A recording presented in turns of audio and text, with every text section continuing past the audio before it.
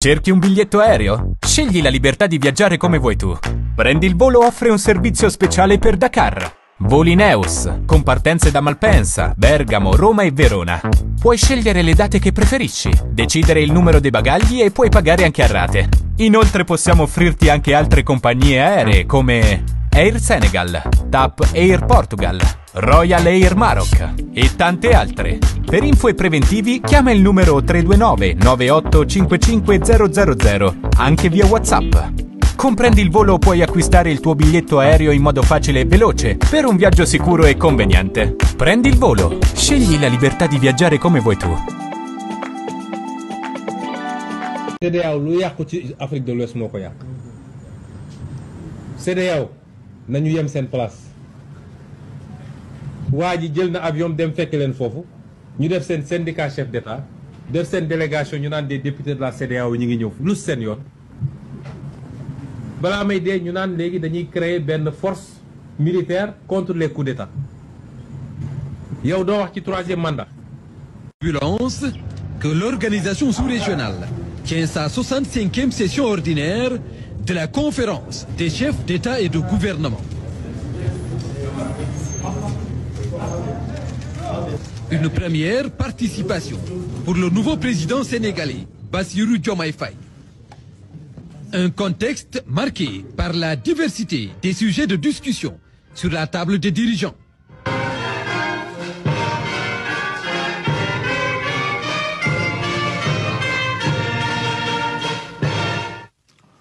Notre région n'a jamais connu simultanément autant de défis depuis de nombreuses années. En effet, motion de remerciement. Les membres de la conférence des chefs d'État et de gouvernement de la CEDEAO, réunis à Abuja le 7 juillet 2024, expriment leur profonde gratitude à son Excellence Bola Ahmed Tinubu, président de la République fédérale du Nigeria, au gouvernement et au peuple du Nigeria pour l'accueil chaleureux et fraternel qui leur a été réservé, ainsi que les excellents moyens mis à leur disposition pour assurer le bon déroulement des travaux. Fait à Abuja le 7 juillet 2024, la conférence. Ce jeudi, le président de la République a reçu dans la soirée Tony Blair, l'ancien Premier ministre britannique, aujourd'hui à la tête de l'Institut for Global Change. Il s'est dit honoré de rencontrer le chef de l'État et de découvrir sa vision. Les échanges ont permis de poser les jalons d'une collaboration avec le gouvernement sénégalais.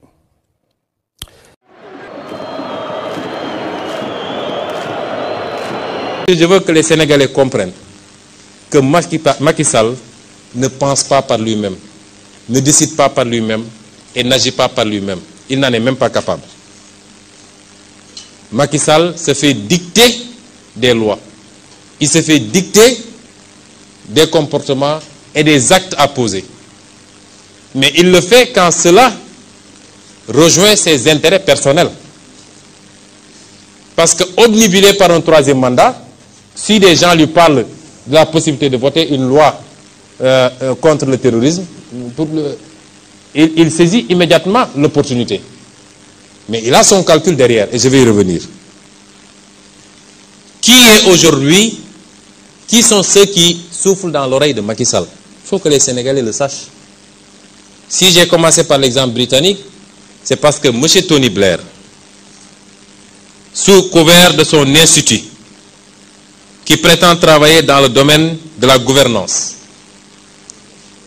et dans les domaines de la plateforme digitale e-santé et de l'agriculture, est aujourd'hui un des conseillers privilégiés du gouvernement du Sénégal. Il est très fréquent au Sénégal et à chaque fois il est reçu par Macky Sall. Novembre 2017, février 2020, mars 2021, et j'en passe et j'en passe. Pas plus tard qu'hier, vous avez vu dans la presse qu'il se targuait d'un entretien entre Abdoulaye Diouf Sarr et Tony Blair par vidéoconférence où Abdoulaye Diouf Sarr lui présentait les problèmes qu'on a dans la gestion du Covid et Blair aurait permis de les aider avec des applications développées par l'université d'Oxford, etc., etc. Voilà des hommes qui sont devenus très influents. Il y a de manière générale un balai des anciens présidents, des anciens premiers ministres. Matteo Renzi était en même temps que Tony Blair au mois de mars au Sénégal. Et officiellement pour la lutte contre la Covid et la campagne de vaccination. Mais nous savons ce qui se passe. Nous savons qui est M. Tony Blair, spécialiste de la manipulation ethnocentriste au Kosovo, en Irak, au Libye, via son cabinet de conseil stratégique. N'oubliez pas qu'il était à l'origine de la guerre d'Irak parce qu'il était celui qui tenait l'hypothèse d'armes nucléaires dont Saddam Hussein se serait doté, ce qui s'est révélé faux. C'est ces gens-là qui aujourd'hui ont pignon sur rue et sont les conseillers de Macky Sall. En consacrant cette rencontre au lancement de l'accélérateur de la production des vaccins en Afrique, AVMA, Gavi et l'ensemble de ses partenaires s'inscrivent dans la voie pour corriger les points faibles du continent en matière de riposte face aux pandémies, telles que le manque d'équipements et de médicaments, mais surtout de vaccins. Je remercie à ce sujet les pays, institutions et organismes partenaires, au premier rang desquels figure Gavi, pour le soutien qu'ils apportent au Sénégal, en particulier dans les efforts de promotion du vaccin et de la vaccination. Notre partenariat avec Gavi, il faut le souligner, nous a valu beaucoup de résultats positifs. Gavi mérite le soutien continu de la communauté internationale. C'est la raison pour laquelle, en ma qualité de président de la République du Sénégal, je lance un appel à tous les pays et institutions partenaires afin qu'ils contribuent généreusement à la reconstitution des fonds de Gavi pour la période particulièrement de 2026 à 2030. Est-ce que xam ngeen Macky Sall nan la bëgg a def voté na à l'Assemblée nationale benn loi boo xam ne loi bu dangereuse la mooy li ñuy wax organisme génétiquement modifié OGM xam ngeen yàlla dafa am lu mu bindee lu ne nit dafa am lu ko yàlla bindee bis boo modifié ay génam beneen xeet ngay am boo xam ne moos lay doon waaye dootul doon nit animaux yi c'est la même chose mais gis nga gàncax gi nga gis mboq dugub gerte ak leneen yàlla dafa am lu mu ko bindee boo ko bëggee modifié da ngay andi leneen loo xam ne mun nañ ko lekk ba tey de waaye problème lay andi ci société. Ils ont voté cette loi dangereuse sous la pression des multinationales parce que xam ngeen ku nekk ci gannaaw yéen a ngi dégg benn milliardaire bu ñuy wax Bill Gates yéen a ngi dégg benn multinationale bu ñuy wax Monsanto ñoo nekk ci gannaaw loolu ñi ngi def pression aux pays africains pour ñu voter pour ñu dugal OGM suñu dëkk yi musiba bu raw OGM amul fii ñu toll nii ci li ñuy nekk. Bill Gates avec sa fondation le CEPI Gavi mais man Bill Gates ba mu dugg sama droit nag am naa droit identifier quelqu'un xam ne kii c'est un transhumaniste avéré un eugéniste assumé daf koy wax sax moom boo dañoo war a wàññi àdduna bi nit yi dañoo bëri vraiment man loolu dama ko xam ci discours Bill Gates. Un grand truand bi nga xam ne qui se fait passer pour un philanthrope alors que c'est pas un philanthrope benn businessman la buy truander doomu aadama yi. donc dafa am benn droit sax à ne pas croire que les pro-vaccins bëgg ñu imposer dañoo war a gëm par force lay vaccin. man gëmu na Sénégal dafa toll ci war a vacciné wu. Bill Gates mi nga xam moo jiite franc-maçon yi àdduna bi yore alalam yaa may dégg ànd ak Illuminati yi ñooñu àdduna bi nit ñi ñu ngi ci juróom-ñetti milliards yu yées as tuut buñ demee fii ak 2100 dañoo war a dem nar noo yokk ba yegg fukki milliards ak juróom mu ni léegi buñ gaawul wàññi nit ñi daan dem ba kenn dootu mën a dund ci kaw suuf te ñun gëmuñu loolu. suñu xamoon seen son excellence dañu xam ni man maay seen jàmm man bëri na loo xam ne son excellence yëkkati na ko fii ma ñëw ne ko monsieur le président ñaan naa la tegal ci suuf rek mu ji keroog daf ma xool ba seeg mu ne ma koromat ma ne ko mu ne ma yow dama ragal ni gars yi dañ laa atteindre mystiquement de dama ragal ni dañ laa atteindre mystiquement. son excellence le président Bassirou Diomaye du ñeexum ñebbe de ay suñ ko xamoon dinañu toog di ñaan bés bu ne yàlla na fi Sonko yàgg. comme bëriwul wax ni man nag Diomaye su ñëwee ñii Sonko sax moo tane woon ci ñoom loolu nag tiital na gaaya waaye ma bëgg a seede ni Diomaye gën a nooy foofu si ñoom ndax sama reetaan ju bëri gii li mu lekk ci gannaaw ñi ma xam-xam nañ Diomaye dañuy waxtaan benn jour maak moom ak Birame Souleye sama kër boobu affaire yi tar na métti na ma ne ñii billaahi bu ñu jëlee affaire bi Diomaye dama tegal ci suuf président loolu kenn du ko fi def fii amul chasse à la sorcière amul fayantu amul et cetera keroog ma ne leen andi leen ma Diomaye mu ñëw ñu waxtaan 4 heures de temps ma koy gunge ba ci bunt bi ma ne xaaral ma seetluwaat ko ma ne ko Diomaye ñii il faut lii dafa yomb quoi ñii il faut ñu def nii mu ne ma mukk ci àdduna président mukk ci àdduna bu ñu def erreur yi ñu def ñu. aujourd'hui wallaahi dañu xamul son excellence. muy ay lanceur d'alerte ñu gën leen a protéger ba fépp fu ñu fekk luy yàqu ñu mën ko wax te dara leen ci fekk. parce que am na bunt yoo xam ne suñ ko ubbee kenn ku ne mun na xëy tey daal di jël listam def ci ku ko neex jox procureur spécial mu wala naan la ay kat bi ngay dawal foo ko jëlee ça c'est pas de la justice. gis ngeen premier ministre voyez moi baa ngi nii taw seen. Ousmane Sonko biñ ko nawee ba tey mi ngi King Fahd Palace toog. wallaay. suite lañ ko fa jox moom ak ñi mu àndal ñoom jibi kenn ñibbiwul sa kër. républicain man damaa rus man ci nekk Sénégal. ay waay dee ak ñi woote woon rupture xolal sànq man dama doon génn di defe ji course ñaari série 7 la rangale ak V8 bi V8 bee ubbi yoon bi ñaari série 7 yi topp ci bi muy dem pale yàggul dara nii ci ngoon bi King Fahd ki nga xamante ne yaa ngi dëkk Dakar am kër mën a dëkk sa kër yow nga dem aux frais du contribuable sénégalais nga dem hôtel loger foofu loger fa sa équipe ñu ne ma ñii rupture lañ fi indi mais de quel droit Ousmane Sonko nga dëkk Dakar sa jabar dëkk fa say doom dëkk fa tu as une maison nga dëkk foofu mais de quel droit ngay dem di dëkk ji hôtel de quel droit. rupture.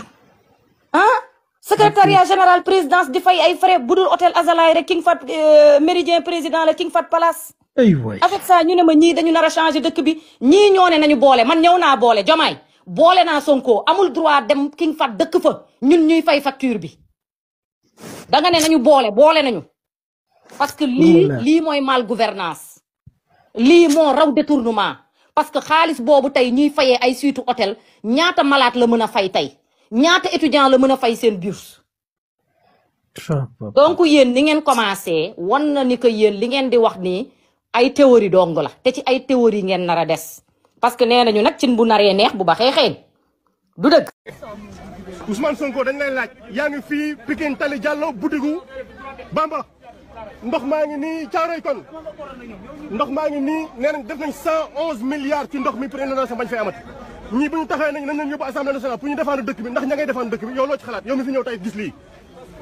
waaw ñu ngi leen di gërëm fii daanaka duñ fi gan ndax suñu koñ la ndax boo weesoo fii rek dugg ci gannaaw samay goro fii lañ dëkk te nawet bu ne daanaka li nawet gi di daw yëpp dinañu am jafe-jafe ñëw fii booy ñëw seet si say mbokk da ngay wiiri ci gannaaw a gannaaw doog a mën a yegg si fii muy lu ñaaw a ñaaw ci réew moo xam ne ci jamono jooju ku mën a régler lii ci biir dëkkuwaay ba nit ñi mën a am aafiya am santé nga jël lu mat 1000 milliards laa wax parce que ñu ngi déclaré Sénégalais yi 500 milliards waaye tey ñu ngi koy yéegal Sénégalais yi ne ëpp na 1000 milliards sax jël lu ëpp 1000 milliards ne maa ngi defar ab raay boo xam ne li mu war a jokkale matul sax 50 kilomètres. loolu nag ab njaaxum la te muy wane rek ñii nga xam ne ñoo ñuy jiite te yemul rek ci Macky Sall ak nguuram waaye ñi ñu mus a jiite yëpp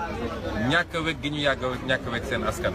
ndax askan bu mënul xam lan mooy priorité am priorité askan mooy nit ñi dañoo soxla faju dañoo soxla dëkkuwaay yu baax dañoo soxla jàng dañoo soxla courant soxla ndox soxla mun a lekk ba suur loolu mooy priorité ci Sénégal boo réglé loolu ba mu jeex nga doog a xalaat nag léegi ay dépenses mun nañu sax de prestige ak yu demee noonu waaye su dee loolu sax mënoo ko réglé ba pare yow naan yaa ngi tabax ay mbir yoo xam ne foog ni tabax ay immeuble jam ñaajo mooy régler problème mu sénégalais yi wala tabax ay train wala yu mel noonu foofu njumte gu rëy la lii nag weddi gis bokk ci nekkuñu ci vallée du fleuve boo xam ne fleuve bi dafa débordé newuñu ci région boo xam ne pluviométrie bu extraordinaire la ñi ngi fii biir Ndakaaru ñi ngi fii Caaroy te defe naa benn taw bu am solo moo fi tawagum ci Ndakaaru bu mel nii kon su ñaari taw ba ñett ba juróom amee naka lay mel lii nag mooy interpeller citoyens yi ñu war a am seen fulla am seen fayda ndax mbaay bi dafa ëpp te am na fu nekk mbir mi di toll kenn ku ne yaa war a jël sa responsabilité nañu bàyyi naan politiciens yi kenn faluñu seen bopp askan wee leen fal fu mel nii nag su dee politiciens yi leen ko teg suñu ñëwaatee taxaw élection législative le 30 ñu jox leen majorité bu kenn jooyati bu fi kenn waxati mbir mi métti na bu ñuy tànn nañu xool ci ban anam la ñuy tànnee nañu jël ñoo xam ne jub nañu am nañu xam-xam waaye bëgg nañu réew mi ba mu jaral leen seen bakkan jaral leen seen liberté jaral leen seen liggéey noonu la ñuy defaree am réew loolu lañ ci mënoon wax ci déclaration bu gàtt. xam nga Sénégal mooy foo xam ne dañoo gaaw a fàtte te Sénégal nit mun na wax lu ko neex génnaat mel ni du moom demaat taxaw ci même télé ak même rajo yi wax safaan wa waaye VAR mi ngi fi. maa ngi ak wér gu yaram gu mat sëkk canceruma ci lu ma yëgul jabetuma aw ma insuffisance rénale aw ma benn xeetu jàngoro maa ngi nii alhamdulilah. yàlla daf ma nattu ba may nekk gone ba fii ma toll nii ma ànd ak ay jàngoro yoo xam ne dafa laaj faju waaye lii problème bi mooy li ñu diggoon Sénégalais dañ koy def defuñu le 10e loolay problème bi ma koy firndeel ci lu leer li ñu tuddee ñoom programme décennal d'investissement prioritaire 2012-2022 ba ñu defee seen conseil des ministres en 2012 ba génne programme bi dañu waxoon ni programme bi dañ ko war a exécuter pour inondation waxuma la jeex ci Ndakaaru waaye jeex ci Sénégal ñu def ko ci ay pàcc yi ñett la woon bu ci njëkk mooy plan d'urgence dañu waxoon plan d'urgence 2012-2013 plan d'urgence boobu mu waroon régler problème yépp moo tax bu ñu toogaatee ba 2020 démb ci guddi Macky Sall def discours naan programme d'urgence loolu mooy laaj na dama bëgg a wax population sénégalaise ne bis bu solee dàllam ñëw seet si leen na ngeen jàpp ni lu leen dal moo leen ko teg moom Macky Sall il est le seul responsable incompétence am incapacité am manque d'amour pour la patrie yooyu yëpp boo ko dajalee moo andi lii. soo jëlee anam bu mel nii walla mbir mu mel nii am na loo xam ne du suñu coobare walla mënuñu ci lu bari mooy ñëpp xam nañ ni changement climatique am na ñëpp xam nañ ni ay taw yu bari day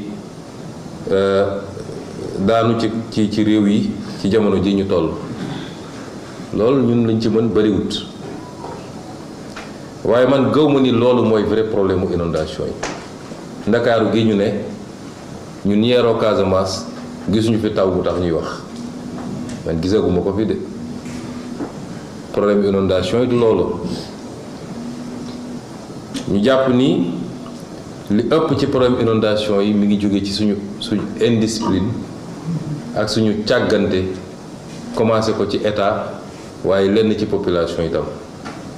Lancement du projet des 10 villes dans la ville de Saint-Louis. fukki dëkk ci Sénégal war faa def 60 milliards ñu def fa assainissement te Pikine bokkoon ci. Pikine qui connaît de gros problèmes d'assainissement. Programme d'assainissement de 10 villes bi ñu war a amal ci Dakar. ci atum 2017 office national de l'assainissement taxawal ab projet ngir dakkal mbënd mi nga xam ni sonal na askanu Sénégal ca noonu lañ taxawalee lu ñu duppee programme d'assainissement de 10 villes ca fukki gox yooyee Ndakaaru bokk na ca Saint-Louis Pikine Louga Rufisque Tivaouane Matam Kaolack Tambacounda ak Touba. plan boobee ka ko amal di directeur général bu ANAS ba woon Lassana Gagny Sakho ñu koy gis ci image yi ñu jëlee ca Saint-Louis. Pikine va être touché, Guet-Ndar va être touché, Ndiolofène va être touché, Quartier Nord va être touché. Je pense que c'est une avancée significative qui correspond à la vision de son excellence le président Macky Sall. wante at ginnaaw loolu jafe-jafe bi di wëy mbënd mi di gën a takkarnaase ci gox yi nga xam ni war nañ fa amal programme bu ni mel. ci atum 2024 premier ministre Ousmane Sonko di fësal njaxleem jëm ci benn ci gox yooyu te du benn bu mooy Saint-Louis. il fallait ñu def fi benn station d'épuration lan moo tax ba tey station boobu tabaxuñ ko te nee ñu xaalis bi seey na dem yoonam nañ ñu wax 60 milliards yooyu fan la ko gars yi dugal. loolee tax ñuy samp laaj naan ndax ki fi nekk jamono ji président bu conseil d'administration bu APIX géré na bu baax programme boobee ndax dafa laale ci mbirum détournement bi premier ministre di lam-laame jamono ji ngir am liñ ci leer ñu jël ndogal woo ko moom nday mbili mi. Allô, oui. Allô, oui, bonsoir. Oui, bonsoir. Monsieur Lansana Gagne Sakho. Oui. Par Bandagay, journaliste à la 7TV.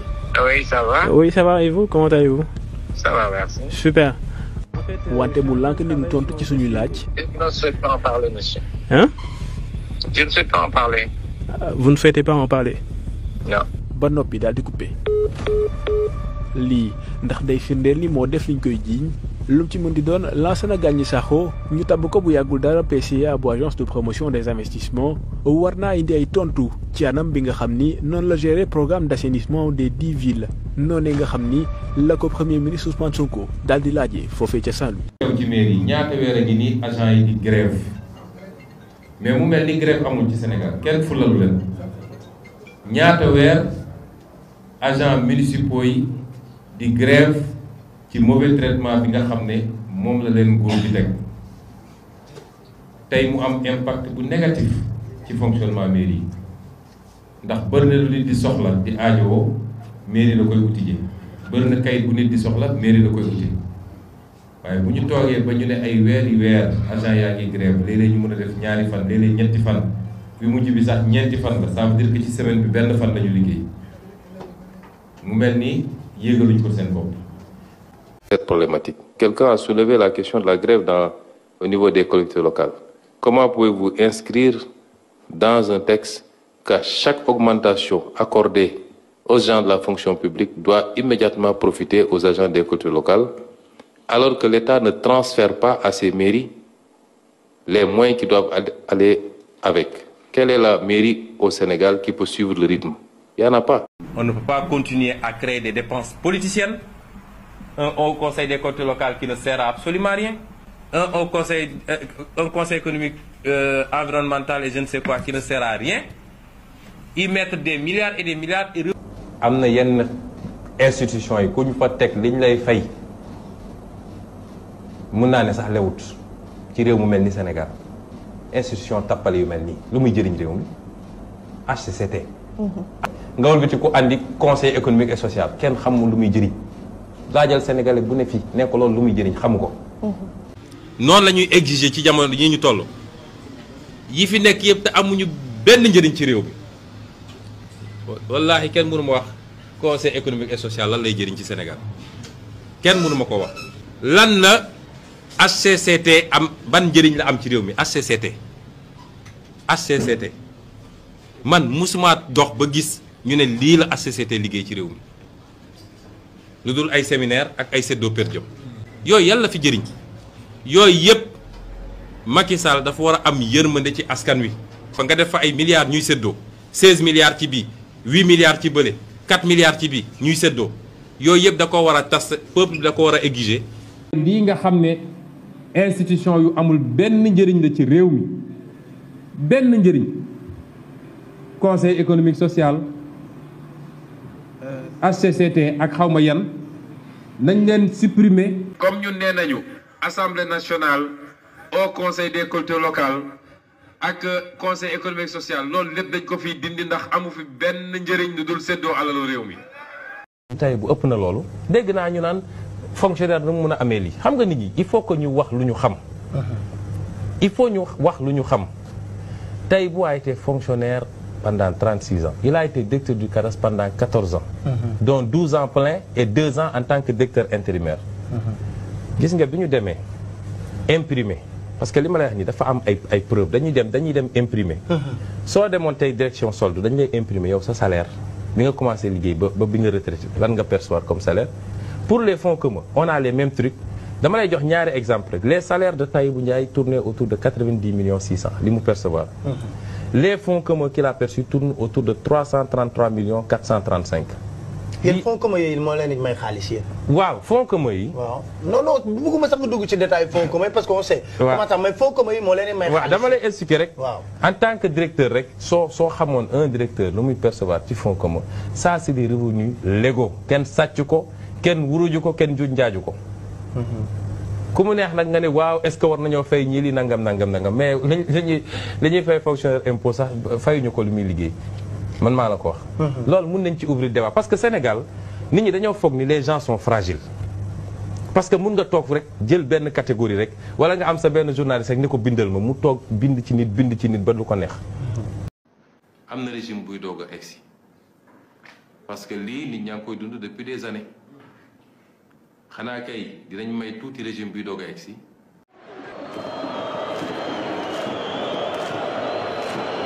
amatul état de grâce amatul ñu naan nañ ko may day liggéey ku ngeen gunge ba mu nekk président it son pied votre pied bu leen ko may une minute muy def lu ko neex. c'est que Ousmane il faut mu fàttali ko ay discours am di tegaat ay vidéo am di ko seetaan. xanaa kay dinañ may tuuti régime bi doog a egsi mu cadré li muy def. proposer des solutions comment se dérouler. mais bu ñu ne fal nañu Sonko rek nañ dem toogaat di xaar prochaine élection nañu seet fu mu teg tànkam.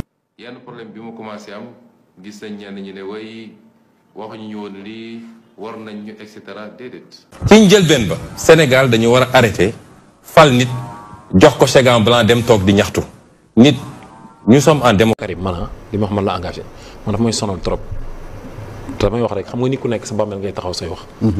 te ci tere la ñuy waxee quoi te c'est très important nag Cheikh Wade bi mu gaañoo booy Cheikh Wade mooy booy bi nga xam ne tailleur la. dëkk Parcelles Assainies. booy bi dafa bandi drapeau bi nii taxaw auto police taxaw en face jàkkaarloog ñoom si Parcelles Assainies ci croisement 22 bi. policier bi jël commandant police bi jël arme bi teg ko ci kaw xeer bi visé dóor booy bal bi ci bopp booy wàcc yàlla mooy def yàlla def am ku doon filmer mu ne mais xoolal dóor na ko bal bi dóor booy bi filmer scène bi quoi c'est-à-dire loolu en réalité man après ñun bi ñu moment bu fekk na ñun Pape Abdou Karim bii wax ni man dama doon def ay live quoi di woo boy yi pour ñu wàcc ci mbedd bi. waxal ci micro bi. ma ne Abdou Karim bii wax ni man dama doon woo boy yi pour ñu wàcc ci mbedd bi.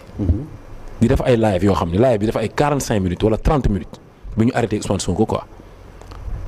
damay wallahi lazim damay wax sérieusement Pape parce que Pape tamit gis nga àdduna yàlla moo ko moom quoi te dëgg alalu yàlla la te dee dafa garaaw bakken dafa fort. man dama doon def su may live nii damay jàpp ba set julli ñaar raak soo koy toog def live bi di wax booy ne leen Ousmane Sonko bu ñu ko bàyyee bu ngeen sàgganee ba ñu bàyyi ko ci kaso bi live in jàll lay tëdd dootul génnati génn leen si mbedd bi ñu manifester pour sauver Sénégal génn leen ñu manifester pour dimbali peuple sénégalais bi parce que ñun ñëpp dañu doon wàjj manifester man dama doon wàjj manifester quoi booy bi ñu ko dóoree bal bi booy action yooyu noonu man dama dem def flash mob dama dem fekk ñuy def autopsie bi CTO. bi ñu defee autopsie fii CTO ñu pare ñu jël corps bi après ñu dem jëm Parcelles Assainies pour denc ko ci cimetière u Cambérène quoi seen kër après foofu la këram soriwul ak cimetière u Cambérène bi ñu ñëwee ba fi mu daanoo bu ñu àndee corps yi ba ñëw fi mu daanoo ma ñaan ne nañ def flash mob quoi foofu noonu. ñu taxaw ñu def flash mob ñun ñëpp ñu tëdd foofu xale bi daanu ko. bu ko defee ba pare après ñu jug ñu dem suuli corps bi ñuy suul corps bi man gisuma benn politicien benn paa laa fa gisoon Mamadou Lamine Diallo la dama insister def ay live ci laa gisat bi taxaw di julli sax ci la yenn politiciens yi ñëw quoi dama lay wax Pape man la quoi man li wax man la engagé parce que man gisuma Sénégalais boo xam ni yaakaar naa ni su ma deewee di nga ma fekk sama bàmmeel tëdd à côté quoi di négocier ak yàlla pour ma génn si est-ce que yaa ngi dégg bu baax a baax a baax Pape man dama ñëw dugg si gàlle booy bi fekk moom booy bi dafa am jumelle moom jumeau la dafa am seexam quoi jigéen bi ma ñëwee ñu ne ma tailleur la ma gis yaayu xale bi ñu ne ma fii la toogoon moo ñëw drapeau bi ne ma fii la toogoon di la seetaan Pape loolu sama conscience la c'est-à-dire loolu olof boo déggee wax xam nga nit da ngay dégg wax quoi loolu bu dul yaa ko rey tamit mooy bokk nga ci ñi ko rey. responsable gis nga gars yi su ma leen gisee ñu nekk ci dëkk bi nekk ci télé yi ku nekk di ut lu neex ay nit nii wala ku nekk di xool lu neex benn Ousmane Sonko wala lu neex Macky Sall wala lu neex ay homme politique wala di xool looy ràccalaate di xool sa intérêt may xalaat ñun ni ñu doon manifester ni ñu doon wàcce di wax ak booy pour doomu jàmbur yi di wàcc mbedd bi di xeex pour sauver Sénégal pour sauver Sénégal laa wax nag de pas pour ay intérêt pour benn doomu aadama wala benn pour intérêt crypto personnel wala loo xamante ni ba léegi ñun xamuñu lan la ba léegi leer na suñuy bët man damay jaaxle quoi dafa may jaaxal parce que man dama ni man Pape aw ma droit man j'ai pas man waruma noppi Pape Ndiaye man dama war a wax ba xoolal man dama war a taxaw yàlla mënu ma leeralal yenn yi ma xam ko wala mu comprendre ko ma noppi di ko noppi waale man loolu yàlla du ma ko baal parce que man dama bokk ci doon insister di wax booy wàcc leen ci mbedd bi booy bari di ci dee may wàcc ci mbedd bi man di wàcc ak ñoom ci mbedd bi te gëmoon ni luy libérer Sénégal la quoi mais man après dama comprendre après gouvernance bi nii xëy na loolu du débat bi que Sénégal libéré wu newul sax su yoonu libéré wu léegi nag est-ce que ñun peuple sénégalais bi jugoon dañ doon jug pour benn nit pour régler ay problème am wala dañ doon jug pour Sénégal libéré wu parce que kenn du jur sa doom Pape nampal ko jëm ëmb ko 9 mois nampal ko 2 ans yóbbu ko daara yar ko ba mu màng pour mu dee ci ay manifestation pour mu dee sax quoi xëy na yàlla mooy rey nag mais rey bi dafa am fu mu koy jaaree dañu waxante dëgg rek mais Pape Ndiaye noppi warul bépp activiste wala képp koo xamante ne yow doon nga wax pour xale yi jug wàcc manifester ak actuellement ni fi Sénégal toll nii ak li xew nii dee comme si de rien n'était du man dégguma waxi dérangement dégguma ay dem nañ seet yaay détenu déggu non dama ko déggul man maay wax man dégguma ko man dégguma kilifa bu ñu fal mu nekk premier ministre wala président mu taxaw prononcé wu ci dérangement jàkkaarloog média bi wax. si wax nañu. dégg ko la vérité Ousmane Sonko la ñu wax ni ko la toogal dafa war a toog xam nga toog noppi am na wax mënut a bari lépp jaar yoon dafa bari wax te ay wax mënut a bari lépp jaar yoon. nga léegi ñoom nañ xam ne ñoom waa Pastef RTS ñoom moomuñ ko ñoom. ok ñi xeex bari nañu te bokkuñ Pastef benn ngi nii toog ñëpp a xeex Sénégal yëpp a jug di xeex ki ci àndul àndoo aussi loolooy réew loolu mooy démocratie point final. d'accord.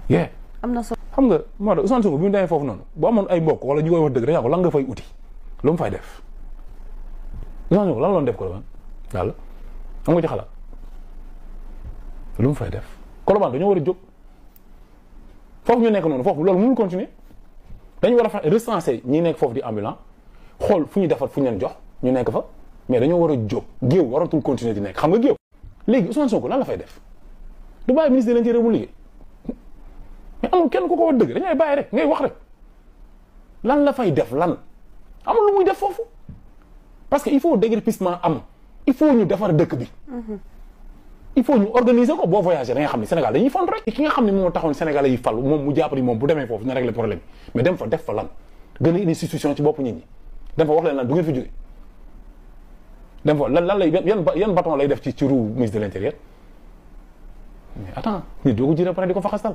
d'accord. qu'on se dise la vérité Ousmane Sonko la ñu wax ni ko la toogal dafa war a toog xam nga toog noppi am na wax mënut a bari lépp jaar yoon dafa bari wax te ay wax mënut a bari lépp jaar yoon booy def da ngay def l'essentiel booy wax nga wax essentiel nga cool quoi moom moo nit ñi. alors président vite fait rek man dafa may question yoo xam ne vite fait rek nga tontu ma bu gaaw rek parce que xam naa ne dama am problème technique et tout par rapport ak ni ngay déggee Sénégal pouvoir président yi pouvoir bi mu am yëpp ci wàllu nga gis même directeur généraux yi sax président moo leen di fal ci caisse ay caisse noire ay c'est-à-dire pouvoir bi président am yëpp te dañuy wax ni souvent nit day am ambition wu defar nekk bëgg xeex système bi mais su demee après ñu ne système bi da koy tënk lan mooy discours président Ousmane Sonko ci loolu bu fekkee yàlla digal na ko mu yegg ci pouvoir bi nan ngay def ak caisse noire nooy def ak parti politique ay nit yoo xam dañuy ñëw ne ñoom ci comme jàppale nañ la il faut ñu séddoo dëkk bi dañ koy pàccoo nga dimbali ma rek ci 5 minutes wala 4 minutes rek nga may ma ci benn kii. waaw man de li ma jàpp mooy lu mel ni caisse noire tuddeewuñ ko nag ñoom caisse noire ndax léegi ñu ngi ko tuddee fonds spéciaux wala fonds politique. pour man lu araam la pour te dire niveau bi ma ko teg xam nga li tax ma ne lu araam la mooy. am réew loo xam ne alalu askan wi la jaaykatu caaf bi nekk fii di kurti suba bu ngoon jot muy jaay pour dajale benn 1000 francs dugg ci boutique bi jënd lu mu yóbbu këram ñu ne ko fay nga ci 18% TVA moom fay na lempo étudiant bi nekk fële jël 1000 francs dem jënd carte crédit pour woote ñu ne ko fay nga ci 18% TVA moo tax mu jar loolu mareyeur bi nekk fële wala chauffeur taxi bi taxaw ci station bi jënd carburant ñu ne ko carburant bi plus de 50% ay taxes taxes yooyu ñu dajale ko yóbbu ko assemblée nationale ni voté leen budget pour ñu ne lii day defar yoon yi lii dañ koy pour nit ñi faju la lii pour nit ñi jàng la lii pour ndaw ñi am xëy la lii pour lii xaalis boobu waru ci am dërëm boo xam ne dañ koy jagleel benn nit ci askan wi ak maqaamam nu mu toll moo xam président lañ ko tuddee président de la république wala président de l'Assemblée nationale wala président au conseil du dialogue xam muy demee noonu waru ci am fukki dërëm boo xam dañuy jël jox ko nit ne ko lu la neex defal te kenn du la ci laaj compte. caisse noire wala fonds politique lu mat 8 milliards et quelque nga jox ko benn nit bu ko neexoon gis nga caisse noire Macky Sall bu ko neexoon buñ ko voté rek mu dugal ko ci benn néeg sotti essence taal te kenn du ko laaj compte ci loo xam ne. te loolu en fait loi yi moo ko may. constitution moo ko may. constitution bi non parce que assemblée nationale lañ koy voté. budget bi la constitution moom mosul wax ne dañu war a jox président caisse noire. te amul ci loi loo xam ne benn loi bu naan dañu war a jox ci président la caisse noire mais assemblée nationale comme ñoom ñoo koy téye mooy décider ne nañu voté président benn budget boo xam ne pour moom buy dem ngénte jaxal buy dem ngénte joxe ni ñu ko tuddee ndawtal buy dem de joxe jaxal bu recevoir ay militants am ne maa leen may 40 milliards bu recevoir telle association sportive ne leen maa leen may 20 millions 40 millions fële 20 millions fii bu recevoir imam ne leen maa leen jox di bu ko neexee mu jël ci 1 milliard jox ko jabaram ne ko demal def fondation. mais président pour yow lan mooy dindi loolu. non dama la bëgg a wax nii. dans gravité loolu c'est-à-dire Sénégal il faut ñu njëkk a xam combien c'est grave ça. parce que xaalisu ay néew du doole yu ñàkk su bu ngoon jot la. ñu dajale ko ci suñuy lempo waroon ko def dërëm bu nekk fi muy dugg waroon nañu xam fii la dugg ñu jël ci lu toll noonu jox ko ay nit ndax du président rek ko am de président assemblée nationale am na ko. bosam sax moo gën a garaaw ndax moom budget bi yëpp 16 milliards la waaye budget bi yëpp defuñu ci ay rubrique defuñu ci ay ligne dañu dajal rek ne 16 milliards a ngi nii Moustapha Niasse ay géré moo ko moom. donc au conseil dialogue xam ma lan nañ ko tuddee au conseil des collectivités locales am na ko. je me demande est-ce que conseil économique social et environnemental amu ko nga jël alal gu toll noonu jox ko ay nit ñu mën a yëkkati su leen neexee ñu yëkkati may seen jànq su leen neexee et cetera ci alalu askan bi ba pare ñu ne la Cour des comptes du ko contrôler IGE du ko contrôler OFNAC du ko contrôler nu ko neex la ko ciy defee kooku musiba la cim réew. te amul France amul Allemagne amul États-Unis fenn. amul benn démocratie boo xam mën nañ ne lii démocratie la mu am fa loolu survivance su ay pratique u buur la buur soo demoon tey ci réew yoo xam ne buur a fa ne bëgguma tudd ay réew buur ba moom réew ma moom alal bi su ñu nee jaay nañu pétrole moom pétrole bi lu ko neex la ciy def kenn du ko contrôler amul assemblée nationale bu koy contrôler amul dara mais dans une ñi porte projet bi ñi ci bari ñu ngi may woo il commence à douter parce que xamuñu fu ñu jëm xamuñu lu ñuy def xamuñu à quel sens se vouer xamuñu où on va les gens me posent beaucoup de questions wallahi lazim attention c'est très dangereux lii ñu nekk di def nii. un deuxième mandat. yow da nga ñoo compte rek waaye projet bi pare na li ngay def. dañ koy yeggali waaye bind nañ ko projet bi Nescafé la instantané. waay Ibu man oui ma. wallaay mënoo fexe ba. ñoom ci yooyu la ñuy dox mais yéen xam leen loolu yéen a ngi tàkk di wax rek waaye anniversaire Sonko ñu nekk ci crise bu profonde ngeen di wax ma gis ay lapp ngaan mooy le 15 juillet anniversaire du pro que ngeen toog ci réseau yi ma ne mais ñi ils n'ont rien compris ñi xam ñu ñi enjeu réew mi xamuñu ko pétrole bi gaz bi agriculture bi jëmaa di woote industrialisation bi ñu nekk ci réseau yi di mbell comme ay weñeke ay yamb naan ay anniversaire Sonko yéen mais lan mooy anniversaire Ousmane Sonko yéen xam leen ko réew bi toll vous vous rendez compte ñu wax ay waxi anniversaire vous vous rendez compte c'est ubuesque quand même non mais dama leen xool ba yàgg ma ne nit ñi xamuñu li xew c'est normal xamuñu les enjeux sont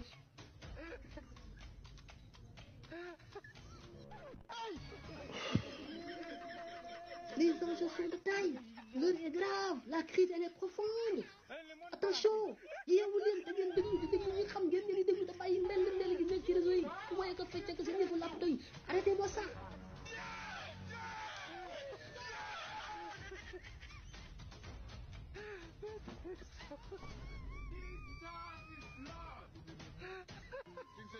lii mooy enjeu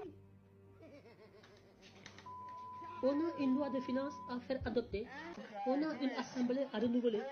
On a des deadlines 31 décembre. loolu nag yéen xamuñu ko parce que ñu bari yéen defuñu finance publique xamuñu li ñuy li may wax xamuñu ko c'est normal ñoom ay xalamkat la ñoom ay fecckatu ay bongoman way rek ay anniversaire Ousmane Sonko bi yéen pour yéen yéen a ngi ci opposition bu léegi Ousmane Sonko nekkatul ci opposition toog këram di live ngeen dégg Ousmane Sonko c'est le chef d'État, c'est le premier ministre du Sénégal. La politique de la nation du président de la République définir Ousmane Sonko mooy le chef d'orchestre nekkatul Sonko bi ngeen xamoon ay anniversaire ko ay mu sell meeg seen wax yi mais arrêtez.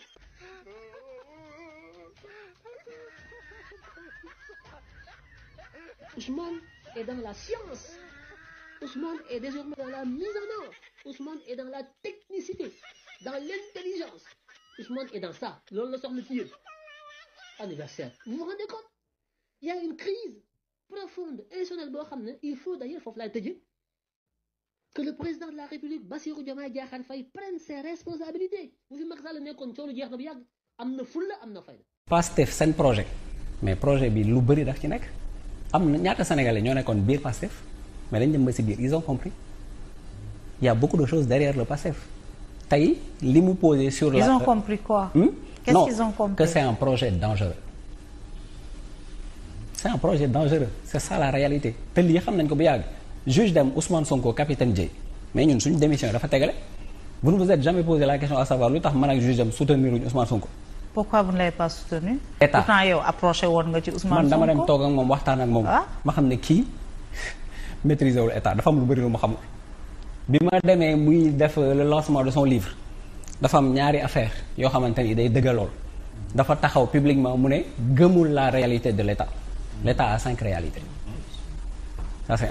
2 mu bind livre tuddee ko solution. Au sommet de l'état il y a pas de solution. L'état c'est un mécanisme boo xamante ni day bouger et c'est au niveau de la géopolitique et de la géostratégie maîtriser wu ko. Pas de solution figée. Voilà il y a pas de solution au sommet de l'état kooku mënul jiite suñu réew ñun génneewuñu ci mbedd yi non non non ñun dañu xam affaire yoo xamante ni lu leer suñu bopp la. kooku mënul jiite suñu réew. Il ne peut pas diriger le Sénégal. loolu ce n'est pas de l'ordre du non non non dama ko xool ma xam ne amul capacité bi. Il n'a pas les capacités pour diriger le Sénégal.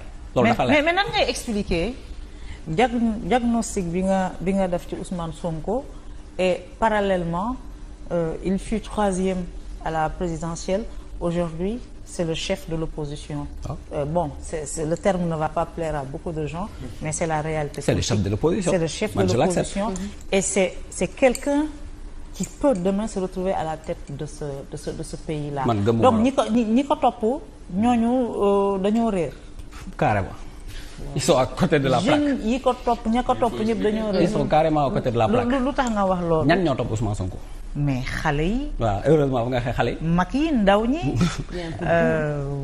En tout cas man bokkuma ci ñi ko topp te gëmuma ne que day jiite Sénégal moom dafa wax lu am solo ñi nga xam ne ñoo téye réew mi parce que am na mbir yu bëri yoo xam ne nit ñi xam nañ nee naa am na ñu bëri ñu nekkoon Pastef la moo tax ñu génn dañoo dem ba si biir ils ont vu les réalités yu am. mais c'est quoi cette réalité le projet de Pastef yow mës nga gis projet bi ñuy wax mës nga gis yow bis boo gisee nga woo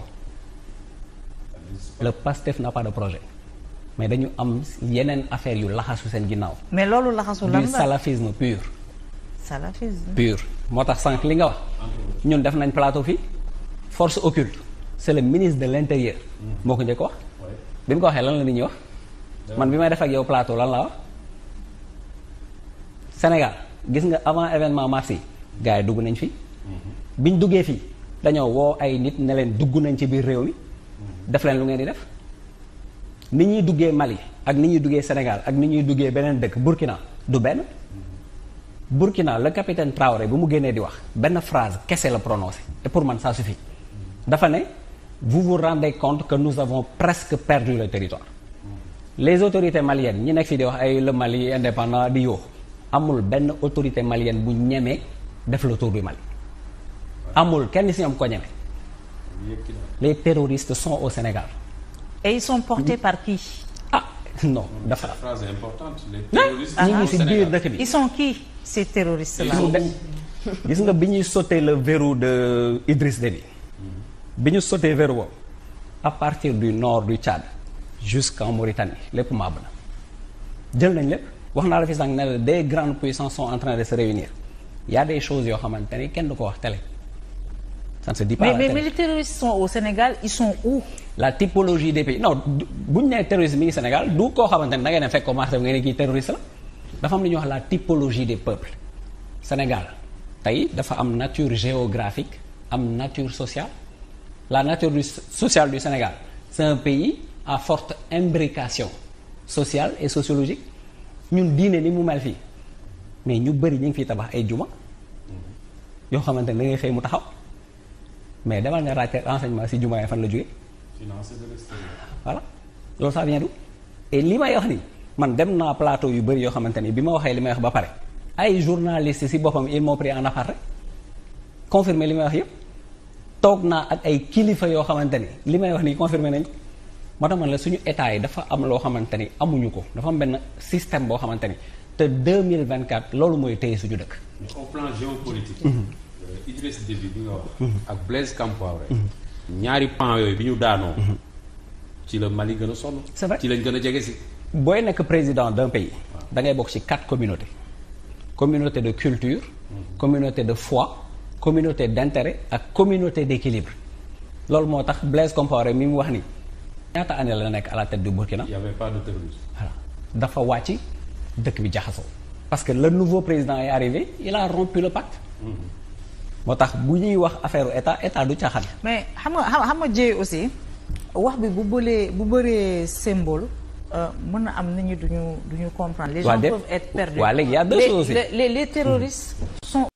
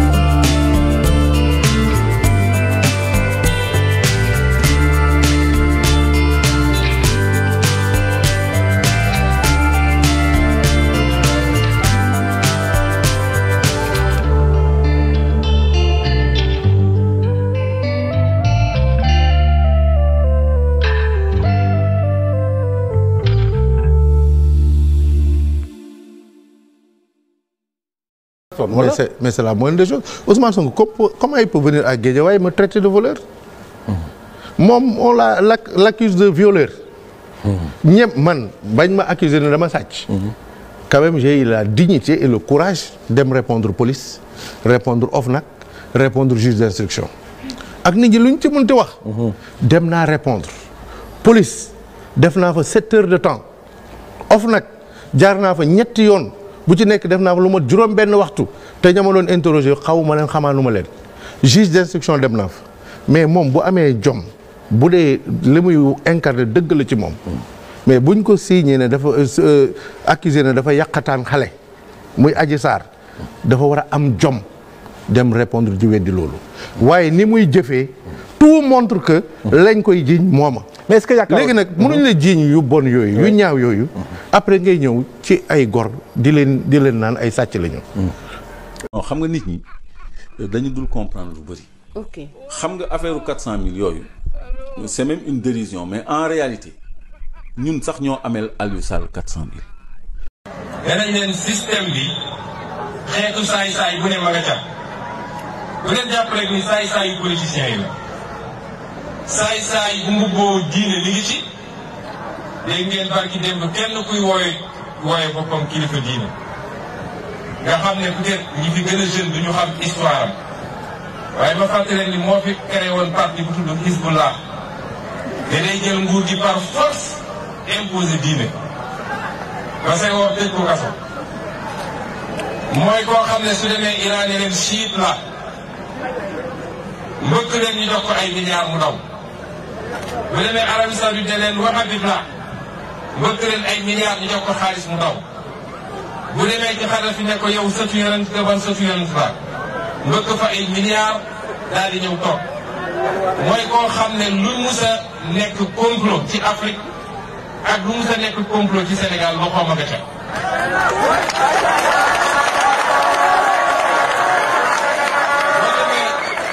boo demee ci livre bi Abdou Diouf bind mu ngi koy nettali lu mu demee Niger di fa def yëfu saay-saay ba ñu jàpp ko fa torturé nañ ko fa lakk nañ fa ay affaire am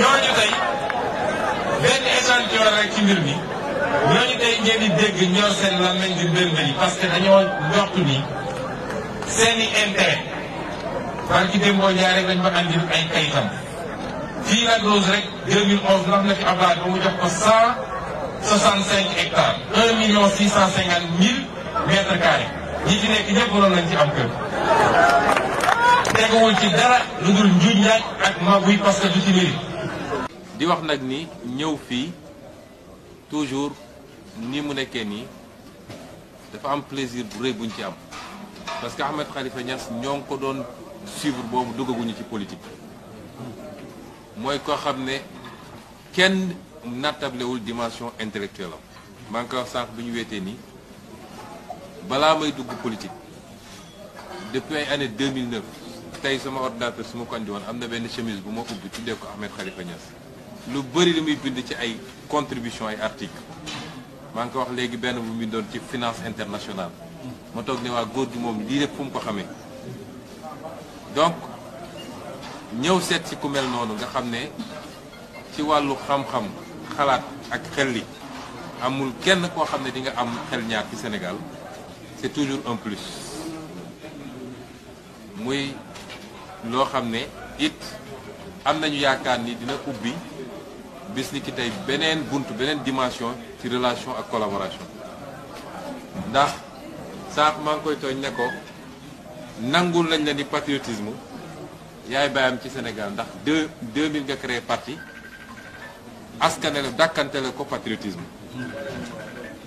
ma ne ko kon soo ko revendiqué ñun ñëpp dañ koy nangu donte bi ñuy créé parti sax du woon ci logique concurrence waaye maa ngi koy tooñ léegi ne ko man li ma ci xaw a métti rek mooy boo xoolee fichier parti politique yi mën nañu 300 am na ci au moins 30 yoo xam ne patriote wala patriotisme mi ngi seen sigle waaye li tax ñun rek nga ciy sànni xeer rek boobu moom laa xamul mu ne ma xam nga politique il faut mu am kujje waaye ñu gëm patriotisme dañoo war a daje.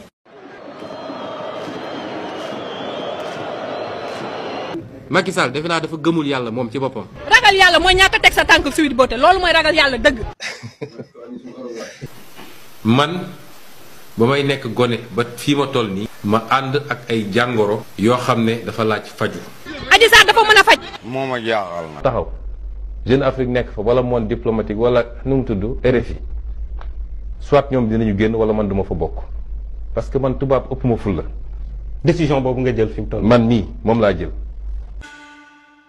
Bonjour et bienvenue sur France 24 et sur Radio France Internationale. Notre invité aujourd'hui est Ousmane Sonko. gaare oto bi ma duggoon sécurité bi di ko gaare moom mu jël oto bi ma duggoon moom bi ma njëkk a dugg dem gaare fu gën a sori parce que amuloon place daal di ñëw ci manifestation est-ce que xam ngeen lu ñu def parce que jàppoon nañ ni oto boobu ci laay duggaat dañoo dem ñeenti pneu ñeenti roue oto bi bu nekk dañoo dem dévisser ñetti écrou yi ci ñeent yi génne ko ñaari écrou yi des ci pneu bu nekk dévisser nañ ko ba muy lang.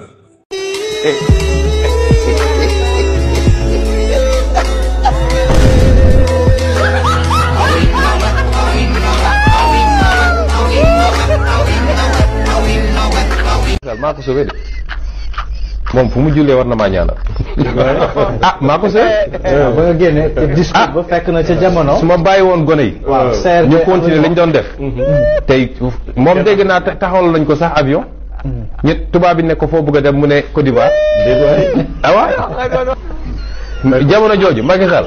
suuf rondalam Mermoz a doon dugg toog kon maa ko sauvé. Je comprends bien. Monsieur Fofana, son père est originaire de la Guinée. Oui. Mais il est né au niveau de la Casamance. Je suis né en Casamance. Ok, il est rebelle de la Casamance aussi. Ben, parce qu'ils disent que certains qui sont nés Sonko, on ne dit pas à Sonko qu'il est rebelle, parce qu'il est de la Casamance. Ah, mais le rebelle est au pouvoir aujourd'hui. Oui, mais bah voilà, donc c'est nous les rebelles qui sommes premiers ministres. Mais jusqu'à présent, vous êtes à l'étranger. Parce que aujourd'hui, le mandat d'arrêt n'est pas levé contre moi encore. Ah, ils n'ont pas levé le mandat d'arrêt contre vous? Non. Mais vous voyez pas qu'il y a une discordance dans vos prises de position? Ça va se faire, ça va se faire. C'est en train de se faire, mais c'est pas effectif. Non, non, je demande juste, en fait, dans votre combat, vous ne voyez pas qu'il y a une discordance dans votre accession vers le sommet? Vous ne voyez pas qu'il y a une discordance? Accession vers le sommet de qui? Moi, je suis sûr que... Vous voulez de même être ministre ou gouverneur ou député au Sénégal? Sénégalais. C'est ça. Mais vous soutenez des rebelles. Des rebelles comme quoi? J'ai soutenu quels rebelles? Vous m'avez dit que les Casamassés sont des rebelles. Non, mais j'ai dit certains Sénégalais prétendent que être né en Casamance signifie qu'on est rebelle. Attention. D'accord, donc vous n'êtes pas rebelle. Hein? Moi, je suis né là-bas. Comment je peux dire que les Casamassés sont des rebelles alors que je suis né là-bas? Vous n'êtes pas des rebelles, il n'y a pas de problème. Voilà. Et vous vous êtes opposé au président Macky Sall qui n'a pas fait un 3e mandat. Bien sûr. Et je l'assume. D'accord. À cause de ça. Non, mais attends. Qu'on a fait renoncer à sa volonté de 3e mandat. Vous avez fait renoncer à sa volonté. Oui, nous. Vous, oui. J'ai compris ça. Moi, oui. Mais en 2020, vous avez soutenu quelqu'un qui était en train de faire un 3e mandat. Il dit entre la peste et le choléra, j'ai dû choisir la peste. Ah, moi, entre la peste et le choléra, je n'ai pas le choix. Mais c'est ton choix personnel.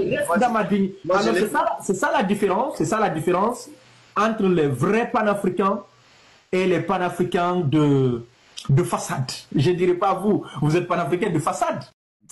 Dakar Times ne waaye fonds politique yi moom comme ni ko gars yi diggee woon teñ lañ koy supprimer moo ma ca jaaxal Diomaye Faye 11 milliards caisse noire at bu ne Ousmane Sonko premier ministre 9 milliards at bu ne waaye Ousmane Sonko waxoon ca 2018 ne dana supprimer ay fonds politique laa la wax 2024 2026 bi lée koppar gi toll na ci téeméer ak juróom fukk ak benn laa la wax 151 milliards la ñuy jébal Diomaye Diakhar Faye mi lée bu dee premier ministre Ousmane Sonko 66 milliards muut ban ne waa léegi kañ la ñuy supprimer fonds politique waaye balaa loolu bu ngeen joxee majorité assemblée caisse noire dootul am Sénégal.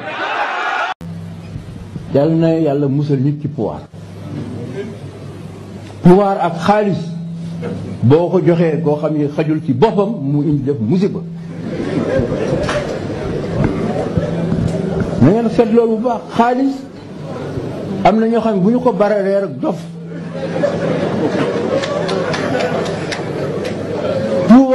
Cerchi un biglietto aereo? Scegli la libertà di viaggiare come vuoi tu. Prendi il volo offre un servizio speciale per Dakar. Volineus, con partenze da Malpensa, Bergamo, Roma e Verona. Puoi scegliere le date che preferisci, decidere il numero dei bagagli e puoi pagare anche a rate. Inoltre possiamo offrirti anche altre compagnie aeree come Air Senegal, TAP Air Portugal, Royal Air Maroc e tante altre. Per info e preventivi chiama il numero 329 98 55 000, anche via WhatsApp. Comprendi il volo, puoi acquistare il tuo biglietto aereo in modo facile e veloce per un viaggio sicuro e conveniente. Prendi il volo, scegli la libertà di viaggiare come vuoi tu.